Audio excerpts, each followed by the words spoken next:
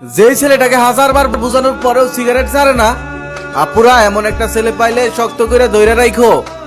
আর এখান থেকে নিশ্চিত বুঝে নিও, ছেলেটা একবার যাকে আপন করে তাকে আর কখনোই পর করে না। একদিন একটি পাখি মৌমাছিকে জিজ্ঞেস করলো, তোমরা এত কষ্ট করে মধু সঞ্চয় করো, সেই মধুগুলো মানুষ চুরি করে নেয়, তোমাদের কষ্ট হয় না? তখন উত্তরে মাঝি বলেন, না, আমাদের কষ্ট হয় না, কারণ মানুষ শুধু আমাদের মধুটাই চুরি করতে পারে, কিন্তু আমাদের কৌশল চুরি করতে পারে না। ঠিক তেমনই জীবন চলার পথে তুমি যদি কিছু হারিয়ে ফেলো, তাহলে আফসোস করে সময় নষ্ট করো না, কারণ জিনিসটাই হারায়, কৌশল কখনোই হারায় না। আবার সেই কৌশলে তুমি নতুন করে অর্জন করে নাও। আর জীবন চলার পথে অনেক কিছু হারাবে, কারণ মানুষ এক হয় না। আমি তাকে আমার ভালোবাসা বোঝাতে পারিনি, নাকি সে আমার ভালোবাসা বোঝেনি তা আমি জানি না, তবে সে আমাকে ভালো না বাসলেও সারা জীবন মনে রাখবে, কারণ আমি তাকে এতটা ভালোবেসেছিলাম যে ভালোবাসা সে আর অন্য কোথাও খুঁজে পাবে না। কারোর সাথে কথা বলার ইচ্ছা থাকলে ব্যস্ততা কখনোই আটকাতে পারে না।